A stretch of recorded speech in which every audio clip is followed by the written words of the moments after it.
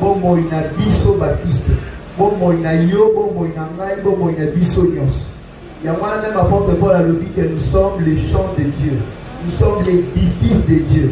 Il s'adresse au sein de l'église. Na bato nyonso bandimi Jésus comme Seigneur et Sauveur. Azo s'adresser à n'importe qui, mais il s'adresse au sein de l'église. Alors oui, vous êtes le champ de Dieu, vous êtes les fils de Dieu. Ndenge moko pe na yo oza bilanga ya Nzambe, ndenge moko pe na ngai naza bilanga ya Nzambe. Nde na bongo tobayeli mpe koexpliquer le pourquoi Jérémie alobaki bongo conséquence ya kozanga kotosa oyo ebimaki na monoko ya Jérémie oute pa Nzambe mpe lisusu importance oyo eza lié na appel oyo Nzambe asali na peuple na Israël. Il faut comprendre dans Jérémie chapitre 4, le verset 4, le verset 1 à 4, que Jérémie,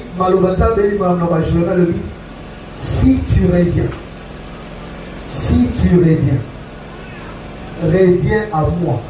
Donc, au sommet, il y a malamu, et ça n'en va pas ensemble. Au qui peut tambour na mokili partout, au monde a solution.